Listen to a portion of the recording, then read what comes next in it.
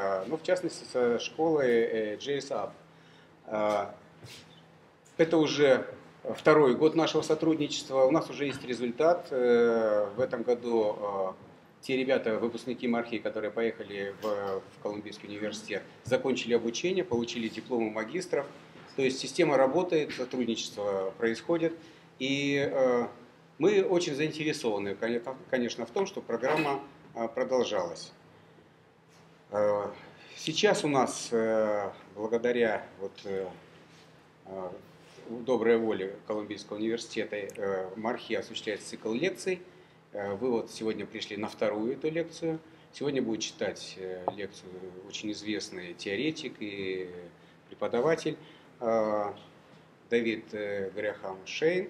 Он очень известен, его книжки очень известны, и по ним в частности ведутся преподавание магистерских программ JSUP.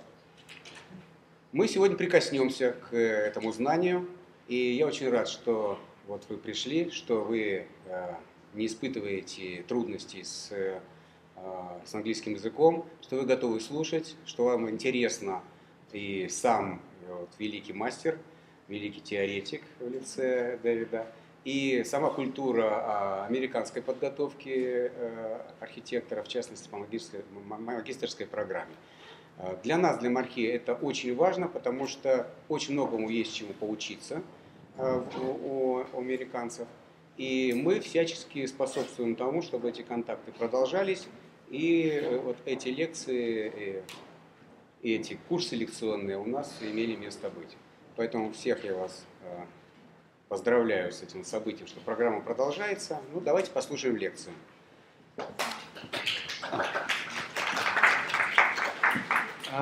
Thank you. It's a great honor to be at MARHI, and I hope that we can make more exchanges without any fires or disasters like today. I'm the professor and one of the co-directors from the Urban Design program in New York of Columbia GSAP. And I helped set up the program in the 1990s. And then in the 2000s, I've been writing books. And so what I'm going to present is the more theoretical book that I wrote in 2005, Recombinant Urbanism, which is based on the courses I used to do in Columbia. And I still do that course in Columbia. But since the dean has set the global initiative, I've been traveling Beijing, all around, many different cities, and learning in every city, so I hope I will learn in Moscow's too. So I actually was trained at the Architectural Association in London, and then did my master's degree in Cornell in the USA in the early 70s with Colin Rowe and the author of Collage City. And then I did a PhD with him as well. And eventually in '85, I came to Columbia to teach, so long time. And I always begin with this picture, which, because the subtitle of my book is about conceptual modeling. How do we imagine a building, a city, or design anything in our imagination? And so this Renaissance painting, I know what I want. It's Moscow, right? So in the painting, there's this geometric figure, like a Bucky-Fuller dodecahedron, that is in this guy's imagination. And somehow he's projecting it forward out into space, and the painter is sort of giving you this translation from the two-dimensional, from the literature, and from the three-dimensional model, all through this, actually it's a portrait of a mathematician in Florence in the 1490s, and then he's projecting it out into space, into this imaginary realm. And so I use this as a way to explain to students the importance of the projective capacity and also geometry and also the imagination. And then I always like to make this distinction between the two. Maybe it's the professor and the student, I don't know. But this guy has, leopard skin, gloves, a wig. He's looking out to the artist so that he knows that he's inside a perspective construction. Whereas this guy understands the perspective construction and the mathematics and the geometry of it, but he's ignoring it. So it's an amazing, one is a very worldly figure that can deal with perhaps the city. The other is the mathematical genius that can deal with the systems of the city, perhaps, and the geometry of the city. Here we go, it's a PC. And when I was a young student, actually in high school, in London, I was deeply impressed by these guys, Crick and Watson, and the whole idea of DNA and the twin spirals that made up the DNA, and then the bonds that make the link, the carbon link between the bonds over time. That the idea that each of these is in time, spiraling through, and that these will be different every time they combine. They'll be different because the sequencing is changing over time. I also love the fact that they made it with this ridiculous model, welding together the steel to make it, it was in 3 dimensions that they were thinking. And I don't know, I also like the story about Crick. He went into the pub after he'd done this experiment and made this model, and he said, "I've discovered the secret of the universe. All drinks are on me. I will pay for all the drinks in the pub." That was this guy, Crick. He's just died, and then there's Watson. Anyway, what this made me think about was it possible that in the city and in urban studies, could there be a recombinant urbanism where there were architects and designers were putting together elements and bonding over time where the sequencing would change, it would be different all the time, but there might be 2 strands that were circling each other over time. And so in the book, I tried to develop that idea. And I used this Renaissance painting from Siena of good government. And I used it because I thought the 2 themes that you could very easily set up, and this, I wrote the book in about 2004, so it's almost 10 years old. One was the countryside, and one was the city, and then the division between them. In this case, it's a very closed division, the city wall with the gate, and then inside there's one world, and outside there's the world of the peasants, the world of the owners and the warriors, and then the farms that run the estates and the vineyards, and then there's angels bringing good news and so on and so forth. But this brought up 2 very important things. One was the idea that the city had its own sort of DNA working inside it, but that it's not independent. Even though the wall is there, it's porous, it has the gate, and the countryside is actually supporting the city, and there's a mutual feedback between the 2. And so this set up the idea that there was 2 thematics in urban history that you could pull out. One was the city territory, and the other was the city code itself in terms of how it worked. And then I started thinking about, well, how inside the city, how is this code expressed? And I had this idea of urban actors, that it comes from actor network theory, French sociology, and so on. And but I was translating it into visuals. So I I took the basic Serlio stage setup. There's something happening here. This one's gone dead. Where's left? If you're trying, I don't know. No, I think it's Is okay. it okay? It's just, yeah, it's just... Okay, sorry, let it go down, sorry. I thought the phone was also ringing. It's like, everything's talking to me. So I started looking at Renaissance perspective and the scientific city, and the way in which, in that last slide, the city was in three-quarter projection, pre-perspectival method. And then how with the science of perspective, the city became ordered and disciplined by mathematical theory and perspective, just in the way that the monk figure in the original painting was thinking. And it comes through Brunelleschi and all the rest of it. But I was interested that, there's the position of the prince into the theater, that only the prince has the correct perspective, that the street goes back in perspective only for him, and then that this is like the generic Mac operating system, or the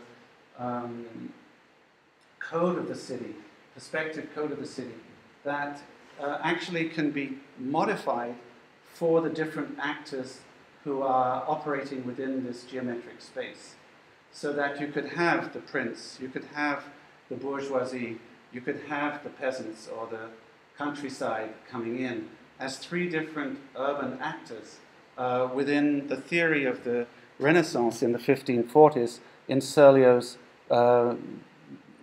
book about perspective. And so this is the princely street where the buildings are much more classical, the streets much more aligned, the gates with the tombs outside ancient Rome. Actually, there's fragments of ancient Rome inside it. This is a temple that actually exists by the Tiber. And the modern buildings, the classical buildings, actually tower over the old Roman buildings.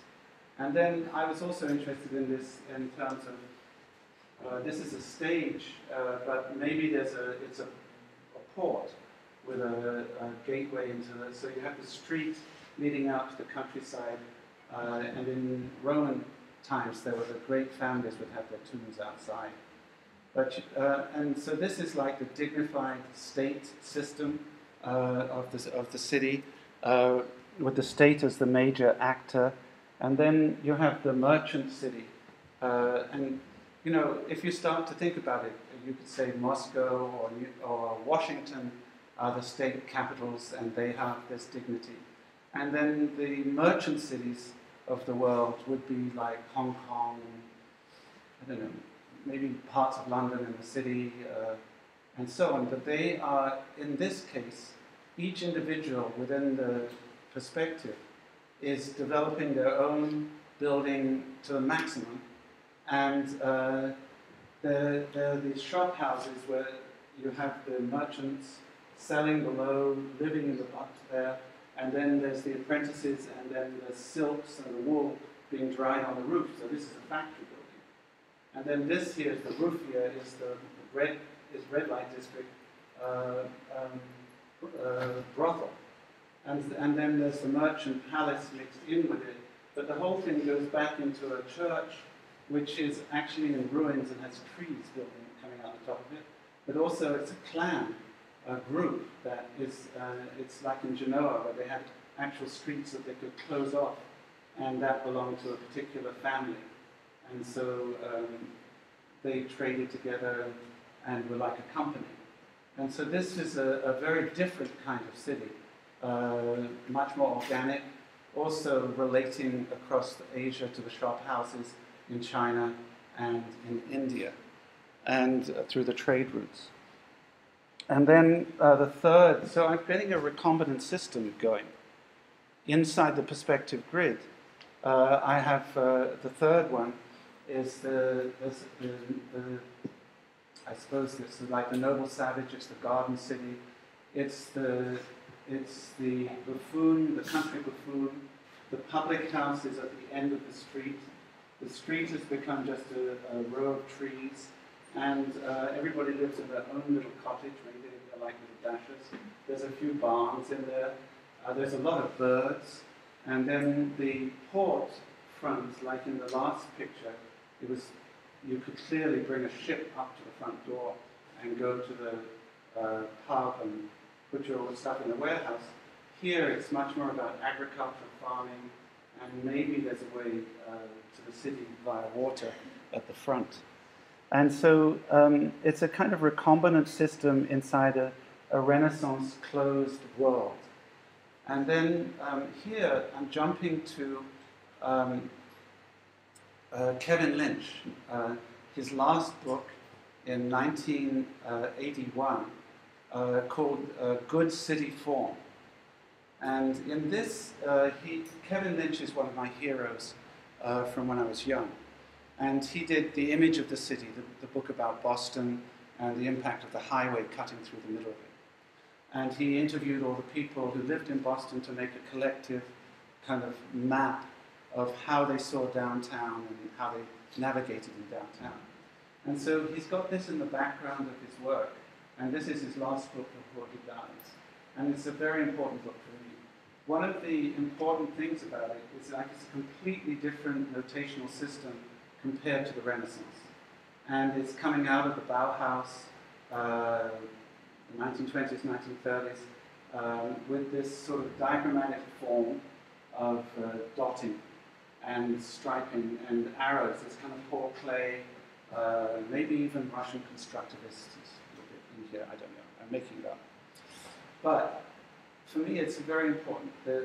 On the one hand there's the arrow of desire and leading to the center of power in this diagram here, which I call an armature, but it's a street going to a power center. And on the other hand there's this enclave, this enclosed kind of paradise, which, if you could see it, it's got trees and maybe even angels guarding the door, and there's Eden, I don't know. And so he has this flow system and this centering system that he's very explicit about this. He connects this enclave system back to, for instance, the Forbidden Palace in Beijing, with the emperor in the center. And so you have this idea of the centering, and then in this diagram, it's a kind of psychological diagram. You have your home, which is the American home, so it's isolated on its lot. But also, if you scale out, there's a lot of them on the lot, so it's like Levittown. And it's inside a kind of perimeter, which is beside the highway, the flow system, and then everything else outside is strange and unknown, and people are afraid of it. And then he has this idea of attractors, that against the strange, there's powerful attractors that draw you to them. And in fact, they're manufactured by mall designers and theme park designers and so on. But, or they may be ancient cities that you want to go to for other reasons, so perhaps a faith or whatever.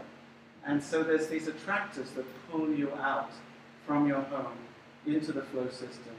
And this is a kind of new dynamic that can work at multiple scales and at a global scale as well. But just while we're on this notation system, this diagramming, it's a really incredible tool that he invented. So you can have, also strange is shaded, and kind of this is friendly. And if you start looking at how he's notating the city, there's friendly parts and shaded parts mixed together in a kind of grid up the top there. Here it's a ring radial, here it's a ring system, there it's a radial system. Here it's an overlap like a Venn diagram in the new mathematics of the 1970s. And here it's figures of development along space-time acceleration, highways, high-speed rail. And here it's kind of patched on there. And so he actually invented a whole new system and in the book I sort of go all through it.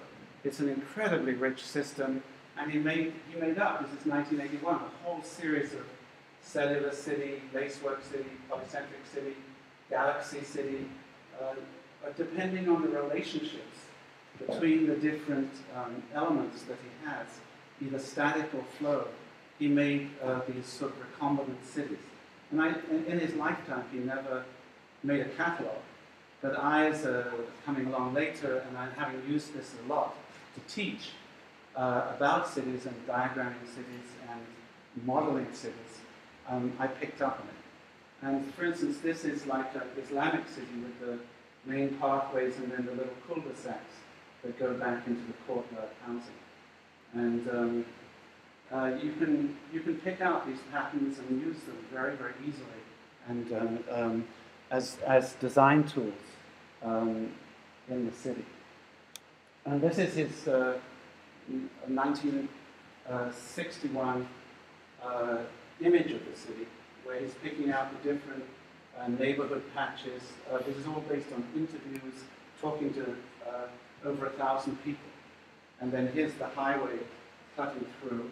And then this is his notational system for a path, which is a flow system, an edge, which makes a district boundary, a node, which is like an attractor, but also, I mean, in Moscow, you could obviously say the skyscraper nodes, and then the district definition. The districts are fields where there's a similar kind of house type or building type over a large area. And then there's landmarks which you use to navigate.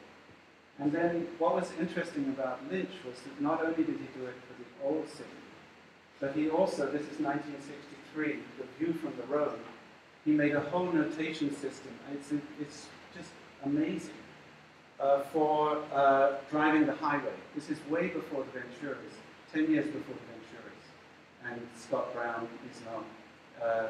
And so he has a whole notation system over a long drive, the shorter intervals, and then whether you're inside a wood or if you're crossing a river or on a bridge, and what your sense of space is as you move along the highway, what you can see, and then the section, whether it's inside the hill, in the woods, or up on a bridge, and so on. It's a really amazing notational system, and it's based on what you see outside the windshield as you drive. And in the book, I talk about Boston a lot, because Boston was the first city in America to really pioneer urban design. And Lynch was very much involved. He was at MIT, and he was employed by the Boston Redevelopment Authority, which was a public-private partnership that could buy land by eminent domain. In other words, it could take your land and to improve the city. And they had built the highway through the center of the city with the federal money. And then Lynch was very upset about this, and he, with a whole team from MIT, made an early design in the late 60s for a new town center to be put in this area. This was an area he identified as a red light district that could be pulled down. It was the Sailors' Red Light District. And then he was really upset about the elevated highway going through this old neighborhood. The government picked it up and had demolished the whole neighborhood, and then had a competition, which IMK won, and then they built a new city hall that was designed by two architects from the AA. And then Lynch recommended that they make a special district of historic preservation on the old docks, which used to have the ships in there, and they've filled it in, and now it's a pedestrian shopping mall, the first shopping from in the 1980s, designed by Ben Thompson, the chairman of Harvard Architecture School, as a festival mall, taking historic buildings and converting them into a shopping mall. And then this is, they demolished the highway now. The Big Dig, it was the biggest civil contract in America. And they replaced it with, this is Krieger Chan, Harvard professors, making a series of parks along it, named for Rose Kennedy, the grandmother of the Kennedy family.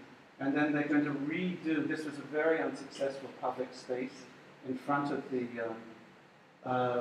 City Hall, very difficult he thought that Lynch thought it would be like Siena, but it's on the wrong side of the building. It's all, the building shades it. It's a very difficult space. And so now Krieger Chan did a design for it, and actually it's being redesigned yet again, not finally fixed.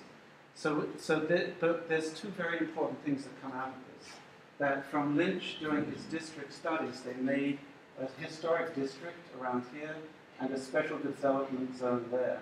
And from that came a whole new way of developing the city based on special districts. So I'm going to leave that now. I'm just going to go back into Lynch with his notational system. He had three types. I have to admit, I'm tired and I'm jet lagged, and I haven't done this lecture for quite a long time, and so it may have some strange jumps in it. So just relax, enjoy the jump. Okay, cities are non-linear events. They don't always follow one logic. They have several logics. So in this case, I'm going back into Lynch. And I think I'm going to try and explain three different models of the city that tie back to Serlio's three models of the state, the commercial city, and then maybe the eco-city, which you can see he's got, just like Serlio, Lynch has three city models. And I'm kind of interested in this modeling of the city and how it always comes into triads in somehow our brain makes three. But in the city, Lynch called it the city of faith. There was a sort of power center, the temple, or the emperor, and then as you approached it, they had bigger and bigger architecture, so you felt smaller and smaller as an individual. And then there was the perimeter that guarded, with the guarded space inside, and so it was a privilege to be close to the sacred one. And the sacred one was always raised up higher and bigger than you. And I always say to the students, this is not the proper relation. But Lynch is kind of making a little message about big and small, scale, and the idea of the one center of the world, Mecca, Jerusalem, Rome, wherever, Tokyo, if it's the Japanese empire. And then the other thing that actually is really interesting about it, that it's a cosmic city, that time is circular, and you have sunrise, youth, midday, middle age, and death, and then decay. And he actually tied it to the feng shui and all that kind of agricultural feudal system about the temple and the time and planting and all of that. So you can see that this system, it's got a complicated set of logic, but it tends towards kind of imperial systems like they had in China, for instance, that lasted for centuries. And in that case, it's a very circular kind of time. And then he contrasts that with the city as a machine, which has the grid. It has a hierarchy, but a different kind of hierarchy, a more open network of hierarchy. It still has, and he thought this was very bad, the big public symbolism that goes with the kind of imperial system, but in this case it's for banks. And then it works with the region, a much larger region because of telecommunication systems and railways. And it actually depends on machines. That's kind of silly diagram. But this was the real one that I really loved and I thought was very important. This is like, it looks like a computer chip or an old chipboard inside a computer. And for him, this was the city machine diagram. I think it's an absolutely brilliant analysis of the modern city, where you have different cell structures that are connected and flow together, and then you have these other, literally black areas that are not the same geometry, and they are what I call heterotopias, spaces of the other. They're big garbage dumps, or in some cases attractors, but they're a bipolar system between them. And then there's a whole information system flow, maybe the dotted lines for that. and then the transportation network. So that you have these isolated, what I call enclaves, you would say districts, and then they're connected by telecommunications and transportation into the modern city. And this is a diagram for Le Corbusier or any of the modernists. And I think it was a really amazing diagram. And then his only picture of the organic city is this strange drawing. So is this the center or is it a void? Are these multiple sub-centers? What is exactly what are the relationships inside here? And Christopher Alexander developed this kind of fractal and organic thinking later. But in Lynch, it never really took off the ground. But I just put it there as something that later people developed. So we have three models. Okay. This is Lynch with the City of Faith, the grid, the palace, the emperor, the Godhead in the center. That's my umbrella? No, your umbrella. And then I'm just going to go quickly through this. And then the city machine, these are my diagrams. He describes Archigram, who were my teachers at the AA in the 60s, as the city machine. And you can see it's a network city, information flowing through it. There are these cells that are enclaves. These enclaves, perhaps in this case, can walk. This is Ron Heron's famous thing. This is Plug-in City, Peter Cook, with a section that's really very amazing. If you go into it, there's a public space inside the section that's open to the sky, but can be covered with an inflatable roof. It was very imaginative for 1964. As a young man, I was totally into it. What can I say? So that's the city machine. And then I always thought that this is Lynch, included his teacher, Frank Lloyd Wright, in the city machine. But in fact, many people would say this is an organic city because everybody grows their own vegetables in their quarter-acre lot. Then there's a whole kind of factory and farming section and a recreational zone over here, and then the sort of high-speed transportation system. Now this I only ever saw in a black and white slide when I was young. Then I saw this in a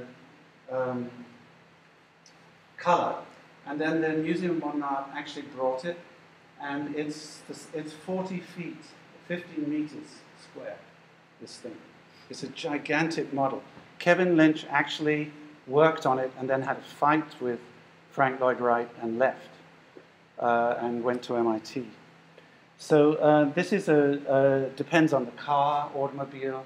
It's a city territory out over a huge area. And maybe it's starting to go towards the Surleo mixed city territory where you have farming and so on mixed inside it. And then one of the very, very important teachers that I had was Cedric Price, who Pottery Think Belt from '66, where he's trying to use the old abandoned factories to educate people with these trains that come in with computers and software on them to train people for the new tertiary informational age so that they can have jobs and services inside the old, he came from this area, inside the old industrial zone. And actually there's a university with the housing towers attached. But the university comes in modules and offloads with the crane and then sends off other modules to other locations. So there's a whole idea of time and change built into this model. And this is Lynch talking about his favorite models. And it's a hybrid. It has an agricultural belt that works on one system, has a highway system that works on another, and then a third system of sort of communities that are neighborhood units that are in between. And so you can actually choose to go to a slow space, choose to go to a fast space, and you have a home area that's safe in between. it's kind of interesting. And then this is another version of that, where the fast area has the skyscrapers along it. The slow area will have the sort of agriculture, and then these are the different neighborhoods. He described this hybrid as a kind of utopia where you could be like a curator and just keep the best buildings from the past and keep renovating the city over time. And it worked at multiple scales out. So his own practice, in his own practice, he was involved in this Rio Salado development district, which is a huge park that goes down an old riverbed right through the center of Phoenix, Tempe, and Mesa, 3 different towns. And he managed to convince them all to build, put in a rubber in the valley, to put in a kind of a plastic bag, essentially, and fill it with water to make a lakefront all the way through the center of the city to try and unite these 3 cities. The problem was that in the desert, this water evaporated. So they're now redesigning this to make it work as a more ecological system with the desert conditions. But in fact, it did work, that people began to think about this armature of the natural riverbed, which had been just abandoned in the highway age, to use it as something that tied together this very dispersed city. And it is quite an amazing space when you get to see it. And then just thinking at that scale and with that length of time, I think that landscape urbanism, this is the scheme for the big rubbish dump of New York out on Staten Island. And it's by, I'm going to block out his name, Jim Corner and his firm. And it works initially with a contour and just planting very simple plants. And then with the infill, over time, it takes about 40 years to clean it. But it's got methane in it, so they're extracting methane for power.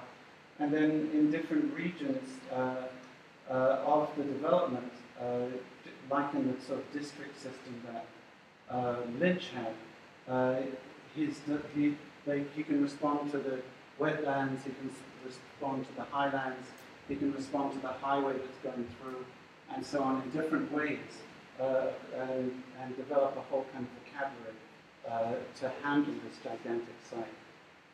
And it's still in process. And this is the same Jim Corner and field operations that did the High Line in New York. Okay. Well, sometimes you wonder what you're doing. So what I sort of did was one kind of city modeling there that came out of Lynch and went into landscape urbanism, which is something I wrote about in the early 2000s. And landscape urbanism has become a really big movement now. It's taken over Harvard. There's even people at Columbia who are involved in it. And it deals with a huge city territory. It's kind of interesting to go back and look at this. This is Aldo Rossi, who, it's a drawing from 1976, before Collage City.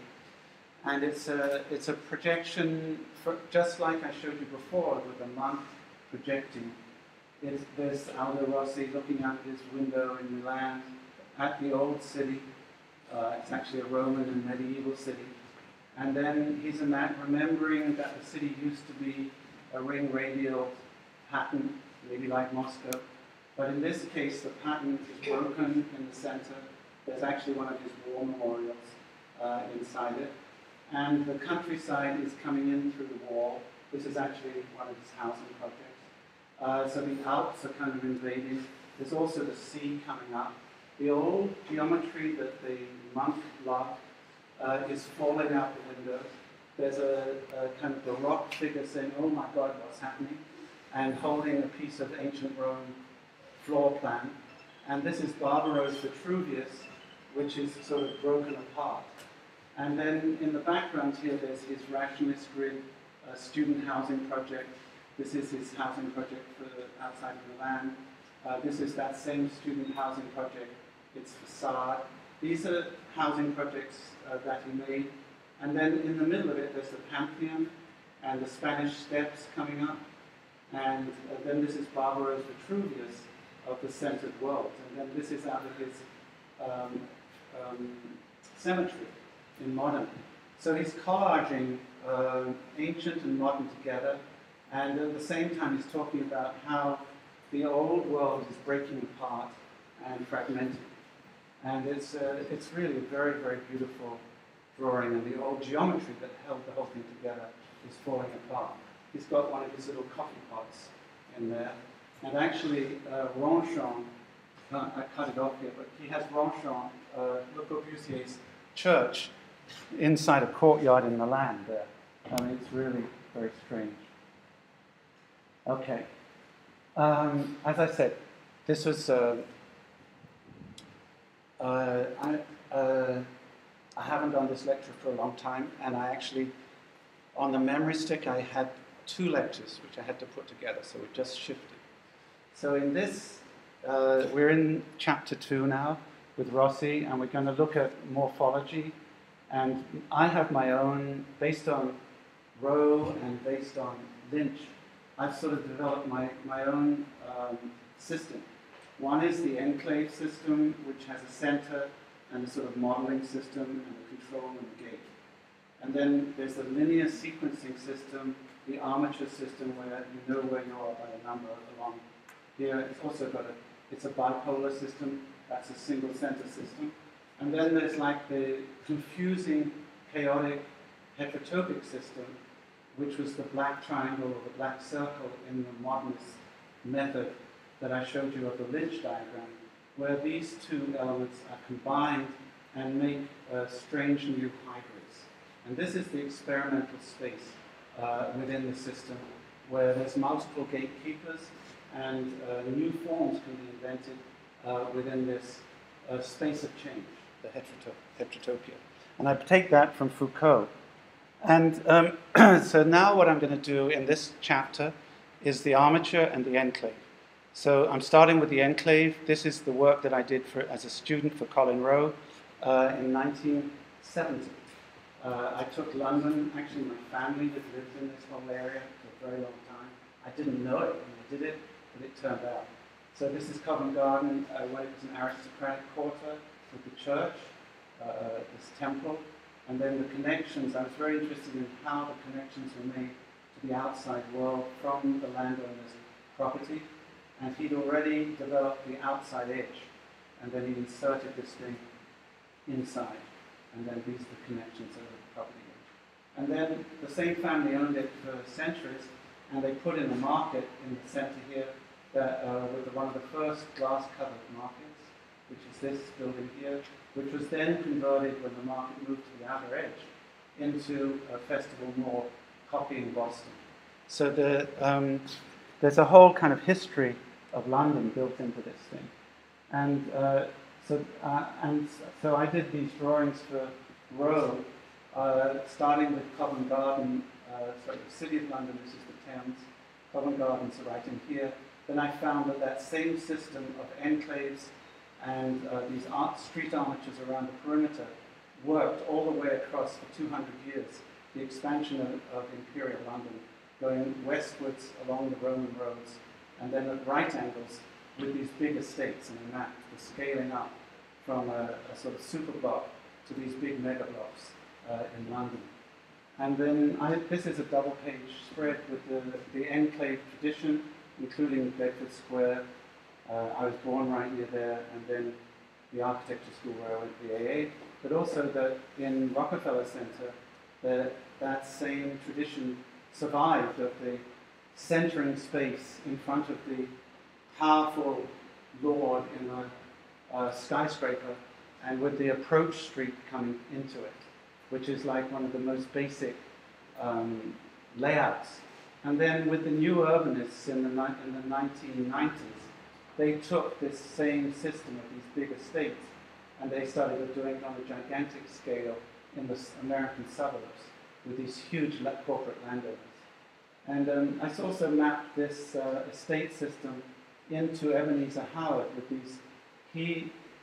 When he made the new towns, or his followers made new towns, they set up estate companies to own the land, just like the old landowning families had done before. Okay, so this is like a mini history of the enclave system. And then the armature organization. These are, in David Benjamin terms, these are self-organizing systems that the Bedfords, who owned this huge piece of London, here they have a thing called the Bedford office. They also own Covent Garden. And it's right beside the British Museum. It's still there. They administer hundreds of acres. And if you want to have a lease inside it, you have to go to the office and sign up with them. It's still to this day. And the Grosvenor family that owns the big estates to the west are richer than the Queen. So this is big business. And so here, this is and so they have a self-organizing system that manages these huge estates through time. And then this is the sort of alternate system, the linear system, with the twin poles and then navigation via the sequencing. You know which gate to go, which seat to sit in on the plane. And then the Venturis extend that into this huge armature that goes out to the airport. In Moscow, you could probably talk about armatures like this also. And then this is a shopping mall where they start to compress the armature and stack them up on top of each other, like in GUM, to make a hyperdense node. And that's going to be very important for cities in the future. So you have both a spreading out of the city and a reconcentration of the city around this organizational principle. And then I just go to history. This is actually, there's the Uffizi here, and the plan of the Uffizi here, and then this is this mega mall, the first mega mall in Houston Galleria. They're almost exactly the same dimension. And one's outdoor, one's indoor. There's this recurrent dimension of about 200 meters. Anyway, I just, when I did this book, I'd never been to Russia. So I had East Berlin, the closest I could get, with the big street with the Leon Krier and Love Krier Love, and then Le Corbusier's big armature to the airport in the center of the town. I also had stretched armatures, which were the railways. This is a scheme to put a railway down the center of the river in London. And then I also looked at ancient Roman armatures that tied cities together with the temples and the markets along the length of it. I looked at Haussmann's Paris with its armatures, and then the compression of the armature in the mall system. So you have both the compression and extension, with the car, the extension, with the mall, the compression. And then I started to look at, well, how do these things interact with each other? And I used one of my ex-students' projects, Peter Wilson's project in Munster in Germany, where he went through a block with this street that lined up with the church on the main square. And each side of the block is handled differently depending on what's around it. And then he made his own street inside where the roof comes down on either side. So this is copper roof, which will become green over time. And then I started to try and think about, well, how, if you have a nesting system, how you could recombine the armature and the enclave in different systems, depending if you wanted to cut through, bypass, underpass, overpass, and so on. And started to look at cities where this kind of manipulation had happened. And so then I found that a lot of cities combine. So that you have an enclave up here with an armature that lines up to the clock on the tower at the end of the twin columns, setting up that perspective. So that's an armature and enclave. In Bath, being British, the crescent comes down into the surface, that's an armature and enclave. And in Rock Center, it's the same. You have the street leading to the plaza. It's an armature and enclave. And then this is more of Peter Wilson's library, and it's very pixelated, but you have the armature and the enclave working together. And then what I did was, when I was studying with Rowe, this is actually from the 1990s. A Japanese student did this for me, Osamu. But I started to map how the different enclaves came in London history around Covent Garden. There were 7 of them. They were built when the plague and the fire demolished central London, the Roman London. And so this was an expansion to the west. And then there's these 7 pieces that come in. And then under Nash, there's the first cutting of a road that they realized that these pieces make a very fragmented city and they need to begin to tie them together. And then the Duke of Bedford remade the Roman road cutting through his land. And then these are stream beds which the Victorian engineers put in sewage systems and water supply through the old slum districts. So this is creating the hygienic city. And it's on the western side of Covent Garden and on the north of Covent Garden. Next is on the south, the big interceptor sewer from 1866. They had cholera in London in 1866. 15,000 people died. And then they put in these sewers and made a separate water supply system and put an end to disease in London. And then under the LCC, which was like a socialist organization, that a municipal government, they had power of eminent domain, and they cut right through the landowners and built the Aldwych Kingsway in 1905. But what they've created with these 5 interventions is a kind of mega block, which is about 160 acres inside it, and a super block is Covent Garden, and then the actual block itself is the church in the center. This little block down here is 1.6 acres. So there's a power of 10 kind of working inside here. And now I'm on the heterotopia. I'm coming to the end. I always use this guitar, and I don't know. You have to see it as a metaphor for the heterotopia. It's a guitar that can't play music. Actually, the Museum of Modern Art owned a guitar like this. Picasso sent it to them in a shoebox, actually a suit box, and it sat for 40 years inside their archive without them realizing it. And it's made out of pieces of cardboard that are folded and cut. But what I like about it is that it's got a linear element, an armature that comes crashing through. It has a centering element, like in the Rossi, that's broken. And then it has these sort of planar elements that somehow you can see through the guitar front into the sounding box. And this, inside the sounding box, this open space on the front of the sounding box that doesn't exist turns into a cylinder and becomes an object inside the sounding box. When you think about the flipping of how the space is working there, it's an amazing, what was solid becomes void, what was open becomes closed. I mean, it's an amazing kind of set of transformations of code that are happening inside here. And because Colin Rowe was always about collage, Picasso, and so on, I took this. He never used this, but this is my further continuation of his argument about the city as collage. And so this is my little diagram again. If I did it again, I would make more entrances, multiple entrances. But it has a center, but the center's, not dominant. There's multiple centers. It has a linear element, but again, that's broken. I don't know. And it should have multiple centers. But the whole idea is that it's a mixing place that can create new models for the city. And in Foucault terms, it's the space of the other.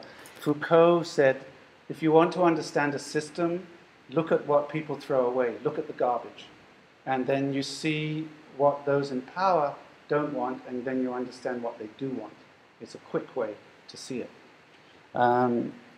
Whatever you think about Foucault, that was a really amazing insight. And so I try to use that in the city. And I have the two systems that I've shown you already, the centering system of the enclave, oh, go back, sorry, and then the dual system of the armature, and then this new system that is mixing enclaves and armatures, networks and placemaking inside a whole mediated realm. And I showed this diagram earlier today of the, I'm not used to this computer, of the old city in the center here, the new city outside and their bipolar relationship, like up in here. And then beyond that, there's new, highly mediated nodes like New Moscow, Moscow City coming in, and then a new city territory.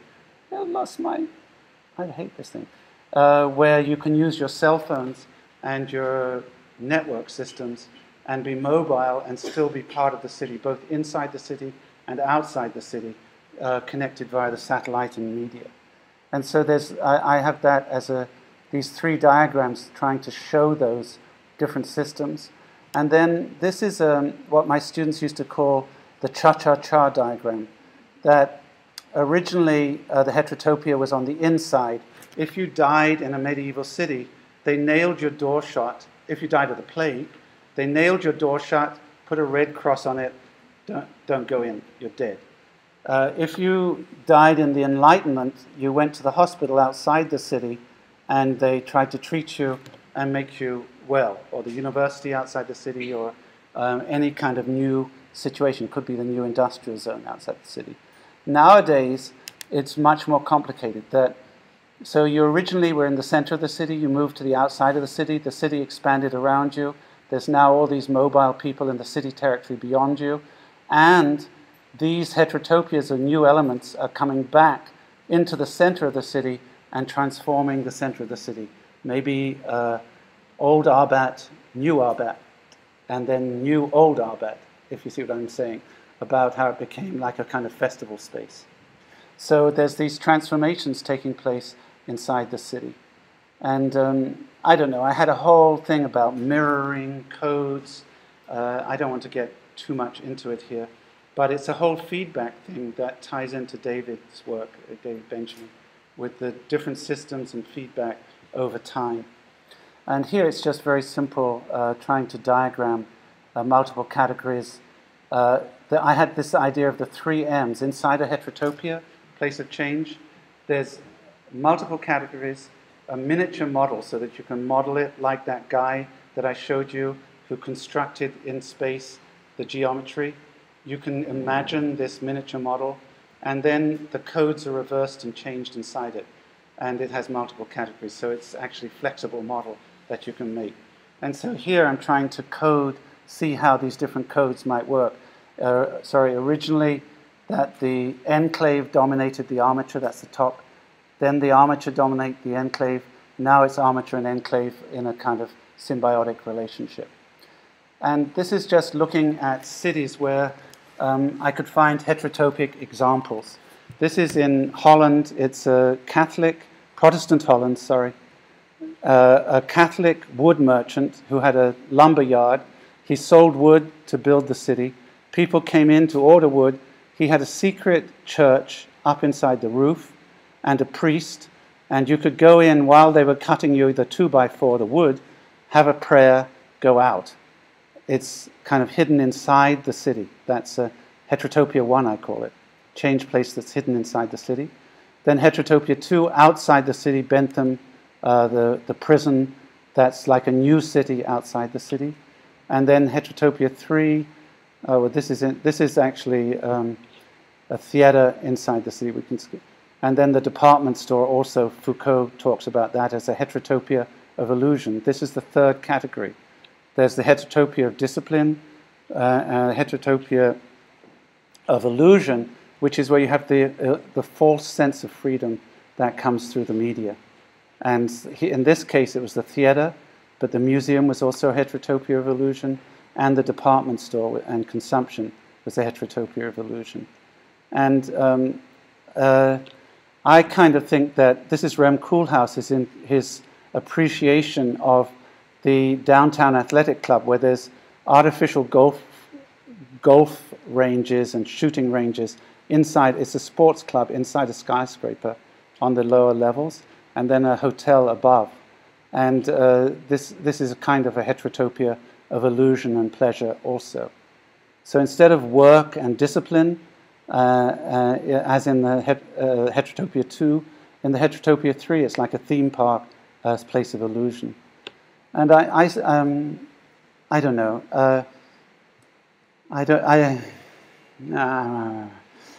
I haven't done this lecture for a long time, but this is a museum of immigration at the bottom here, done by Studio Asymptote, colleagues at Columbia. It's a deconstructivist model. It's actually a shopping mall and a linear museum over a highway with huge screens that show people's history on when people are stuck on the highway traveling at 4 miles an hour in the traffic jam. They can look up and see the history of different immigrants to LA and go up and visit. And it was a very beautiful project. And what I'm into here is that this is like a heterotopic scheme in 3 dimensions. It's layering the city, it's got linear and centering elements, and it's got a new kind of public space that's emerging inside the section of the city. And then here I'm taking a very simple example of the huge, this was the largest casino in Los Angeles. In Las Vegas, the Venetian, where they have a replica of Venice at the front. You go into the casino. The Grand Canal is a shopping mall on the 2nd floor. Then they have housing in the tower. This must be a timer. And then they have literally an urban village on the top for the high rollers. And I mean, it's an incredible thing to see. Now they have in China made it even bigger. And just in case you think I'm completely nuts about heterotopias of illusion being commercial and casinos, Foucault talked about casinos as heterotopias of illusion. There's also the hippie version in Christiania of this place that doesn't believe in the capitalist rules, that has survived through various governments and is like an alternative society with no money and no property ownership inside an old military base inside. And the great planner of Copenhagen, Rasmussen, who did the finger plan for Copenhagen in 1947, he defended them before he died and said if they ever close Christiania,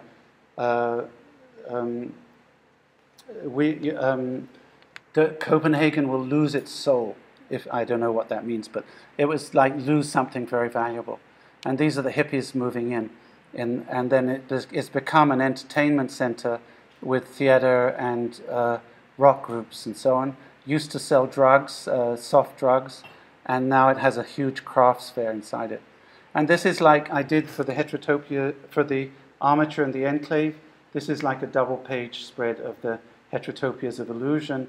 Foucault talks about the ocean liner as the perfect heterotopia. It goes from port to port, brothel to brothel. That's it.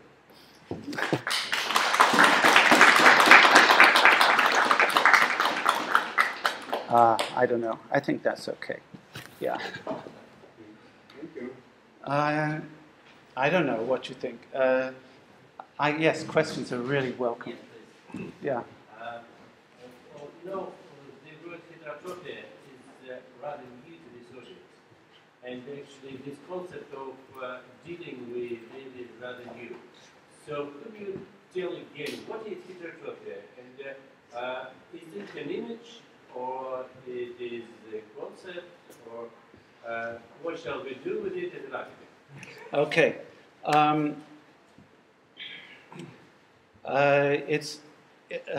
Foucault's literal definition is that it's the space of the other.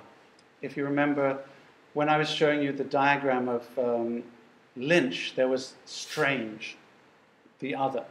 So it's that space outside our normal experience.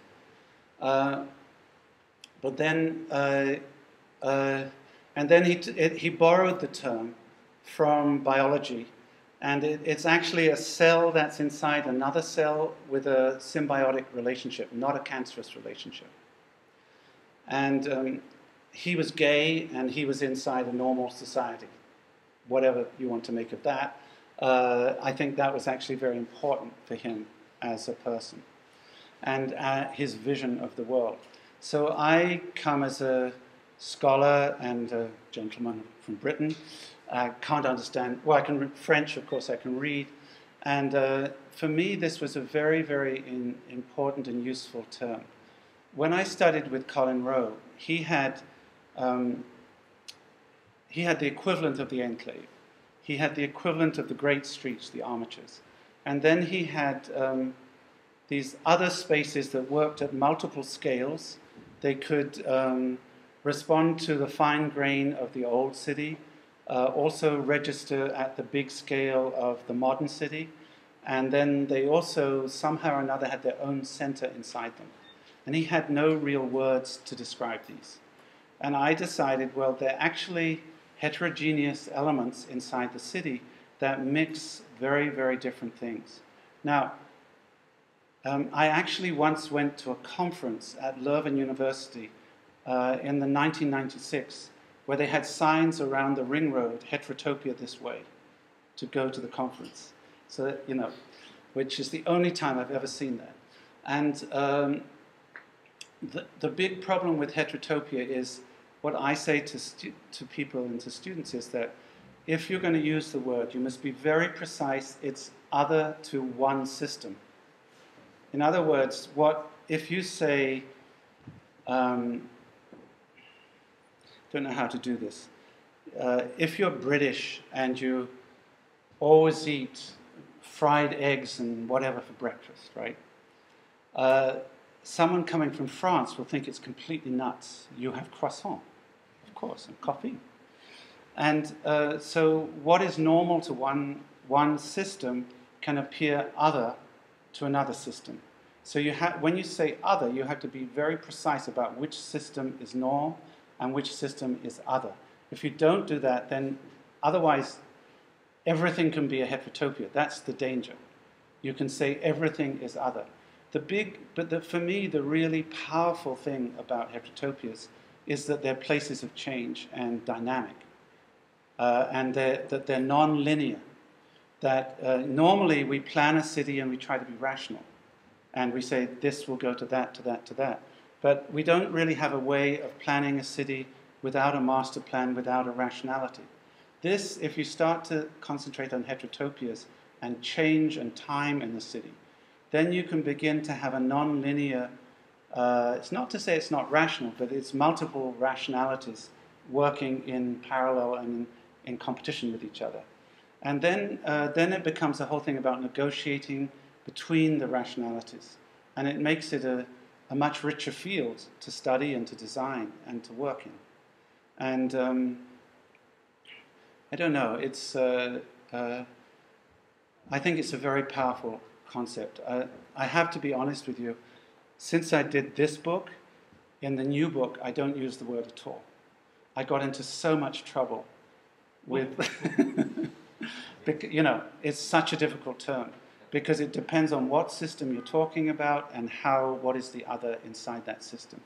And if you're an immigrant from, say, Uzbekistan or something, you have a whole life world there in Uzbekistan where you're normal. You come here, you're different. And so it's the whole, and then maybe you make yourself a space with your other fellow immigrants that you share, and then that becomes a space of the other inside the city. But you have to be very precise about who, what, where, how, who the urban actors are. What I found is that as I developed this, I found that very often the section was very, very important in heterotopias. That's why I have the skyscrapers. Grahame Koolhaas club in the skyscraper section. And now people, in the modernists, they would make the skyscraper all residential or all business.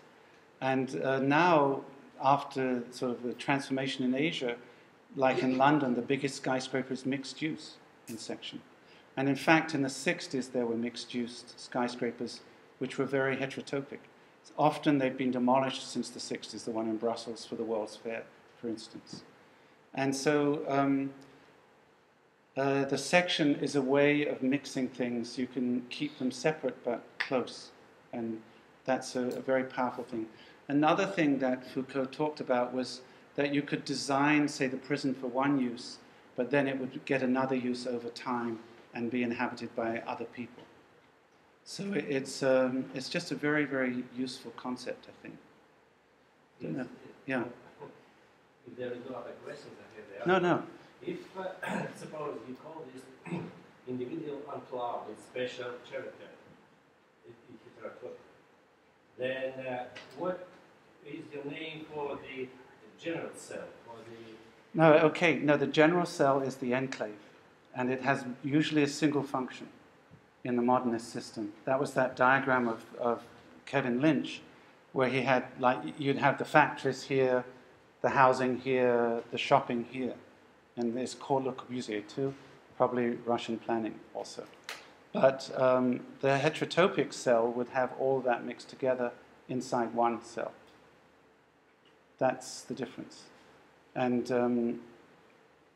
to actually think about how you do that is MVRDV, the people who studied the city that was demolished that was in the afternoon I was talking about.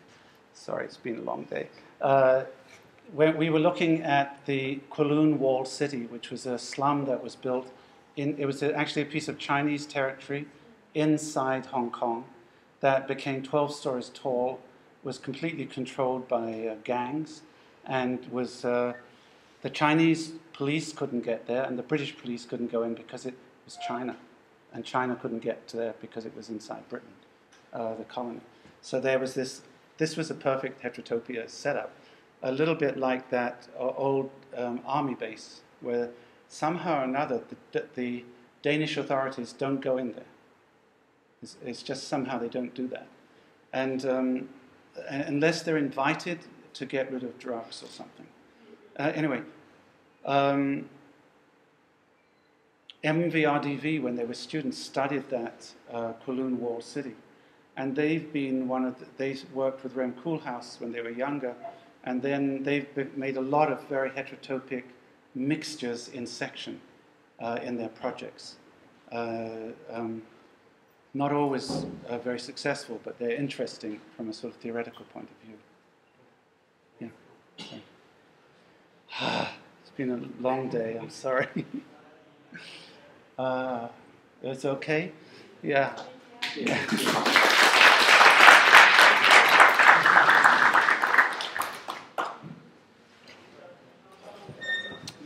you.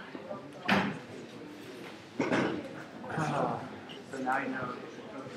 Okay.